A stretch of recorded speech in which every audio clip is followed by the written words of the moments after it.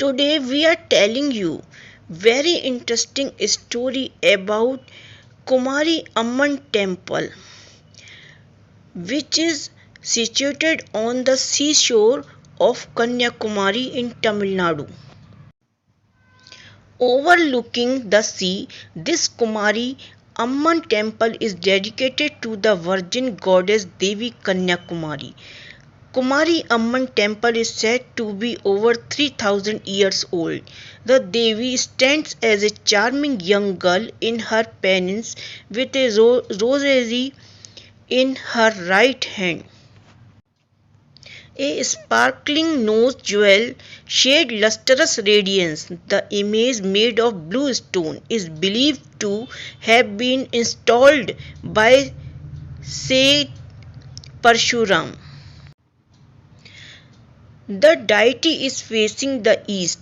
The deity is also called as Devi Kanya Kumari, Kanya Devi, Devi Kumari, Kumari Amman, Shri Bhagwati, Shri Bala Bhadra, Shri Bala. The name Kanya Kumari stands for Kanya meaning virgin and Kumari meaning girl. Kumari Amman temple has been mentioned in the ancient scriptures Ramayana, Mahabharata, Yajurveda and also in the Sangam age works Mani Mekalai.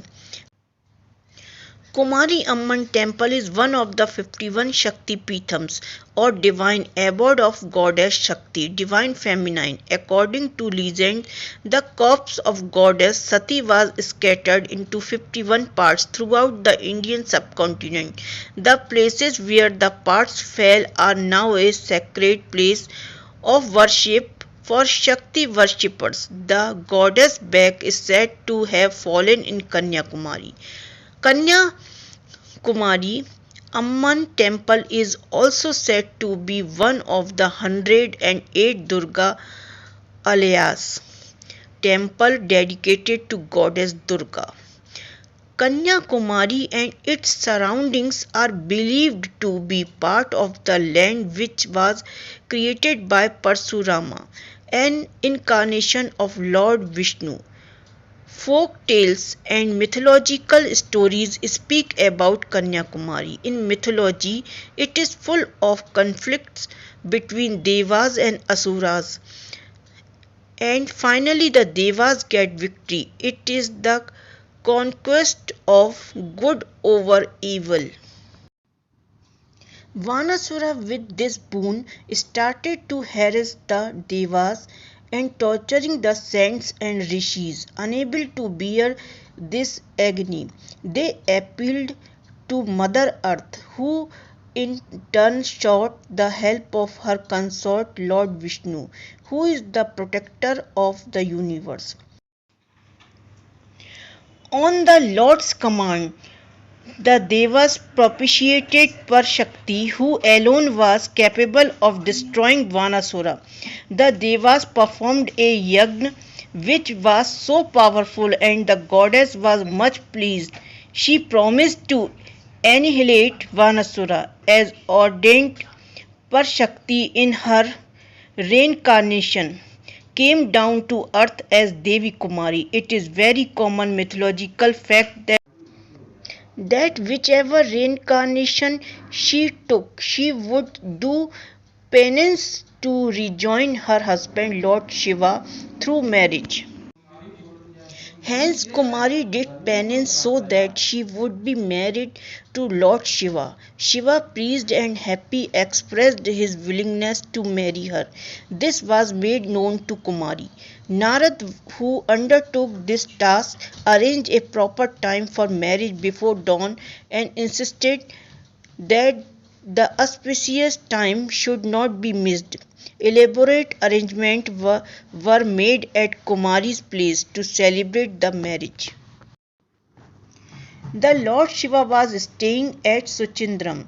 The bridegroom's party started from Suchindram well in advance with pomp and pageantry.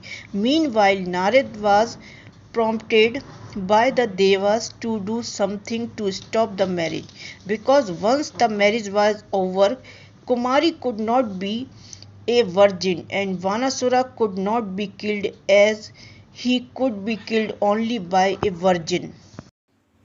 Narada hit upon a plan and assumed the form of a cock and waited at the place called Vajukam Parai.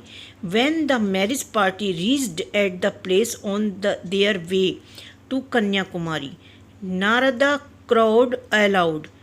On hearing this by Lord Shiva and his party, thought that it was dawn and the auspicious hour had passed, hence they returned to Sachindram. Meanwhile, Devi Kanyakumari, dressed for marriage occasion in bridal glory, was waiting for the arrival of Lord Shiva and his marriage party. As the bridegroom's party didn't turn up, the disappointed bride Kumari vowed to remain a virgin. Also, she scattered all the food items kept for marriage, which turned into sand and pebbles resembling rice and other items. The multicolored sand found in the Kanyakumari sea shore is attributed to this incident. Vanasura, hearing about the beauty of Kumari and without realizing who she was, wanted to marry her. Kumari bluntly declined his proposal. Vanasura decided to win her by force. A fierce battle ensued at Mahadhanpuram, a place 4 kilometers from Kanyakumari, and in the end, the goddess Kanyakumari used her Chakrayuddha, discus weapon, and slain Banasura. All the devas were watching this and were delighted and sang hymns in praise of Devi Kanyakumari. Then Devi resumed her penance and remained a virgin and continues to perform austerities to this day, and the hopes that he will one day unite with her. The nose ring of Devi Kanyakumari is set with rubies. They are so bright and that it could be seen even from the far at night. Also, it is told that some ships sailing in the sea, mistaking the brightness of the rubies as the light from the lighthouse, got wrecked hitting against the rock nearby. Due to this reason, the eastern side gate of the Kumari Amman temple is kept closed.